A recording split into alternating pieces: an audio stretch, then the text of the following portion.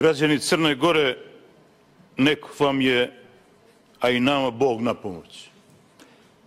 Dobro se sjećam prethodnih 30 godina. I danas iz nekih usta čuti neku istinu o crnogorskoj prošlosti, bare onem koji smo je doživjeli, je za mene najveći poraz koji se ikada mogao desiti u ovoj skupštini. Građani Crne Gore, ja sam 70. godina služio ili bio u najletnijoj jedinici 4. vojne sile Evrope. Tada je ta najelitnija jedinica počivala prije svega na današnjoj temi, na obavještajno-bezbednosnoj politici i poslovima. Ja sam obnovio svoje sjećanja i događaje i kriterijume 75. godine na Brionima, Vangi, Titu, Kastru, Kraljicu Nepala, Indiri Gandhi i mnogim drugim gdje sam se slikao i pripremao za njihov doček. Ja sam izlistao ovaj zakon, uporedio ga, napravio paralele i htio kao Strahinja da to analiziram tačku po tačku. I bačit ću ga ovdje. Građani Crne Gore, ovo je jedina istina. I vi ste u pravu. Po anketi, slušajte građani Crne Gore, ovo je jedan od najvećih poraza koje Crna Gora je doživjela, ovakva kakva je. Na pitanje građana Ketara, da li bi, da dođe do rata, bili spremni da branite svoju zemlju, Crnu Goru, sav se ježni građani Crne Gore. 41,7% je odgovorilo ne. 34,2% je reklo da je spremno. Ja sam spreman da branim granice Crne Gore i svi u Demokratskom frontu. Ali debelo razumijem i one koji su rekli ne. Zato što je građani Crne Gore 98% diskriminisanih u ovoj državi. Ova država nije njihova majka, nije njihov čador. Mi građani Crne Gore živimo u jednom autokratskom, partitokratskom. Živimo u jednom ovoj imitaciji života.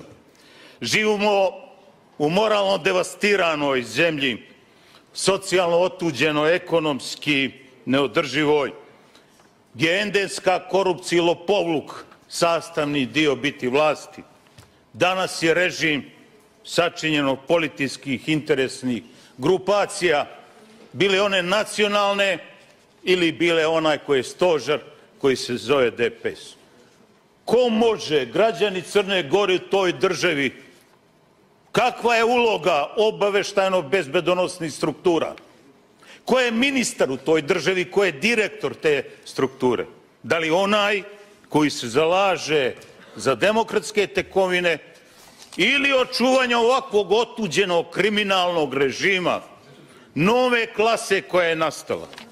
Ovo je ono što kažu vi, ministre, okrenite se, gledajte me u oči i tražit ću od vas odgovor. Ovo je ono, građani Crne, koji kažu nećemo da branimo svoju državu. Majčin sine, ovo je najgori anketa danas u svijetu.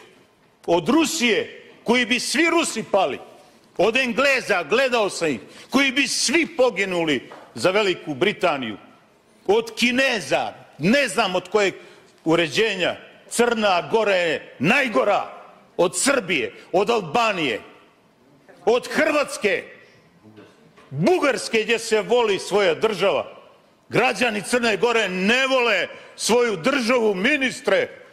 To je jedina istina zbog vas, ministre, zbog vašeg šefa, zbog lopovluka, ministre, zbog 90. godina, zbog nemanja revizije, ministre. Ko ste vi? Ko ste vi po stručnosti da budete direktor svega ovoga?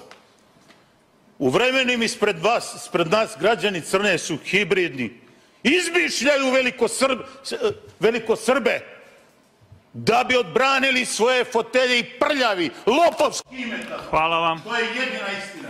Hvala, profesore. Pitam ministre, da li vaša bezbedonosna struktura zna istinu? Da li će Milo Đukanović završiti kao Čaušesku, kao Sanader ili kao onaj Marović? Ne bi volio kao Čaušesku. Sanader će završiti kao on. A da li će kao Marović završiti s tim? Kolega Raduloviću, hvala vam. Završit ću s tim. Uključivali ste ovdje neke bezvezne priče.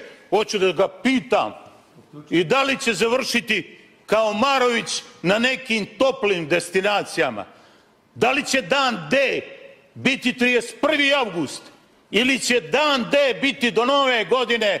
One brojke ste, hvala vi inženjeri 1800, hvala vi ljekari, hvala vi profesori, hvala vi studenti, ne branite vi samo crkvu i nadu, vi branite ovaj zemaljski život i branite crnu. Hvala vam, hvala, isteklo vam je vrijeme. Vi niste dostojni ničega, brojke, smij se bre, posljednji se smiju.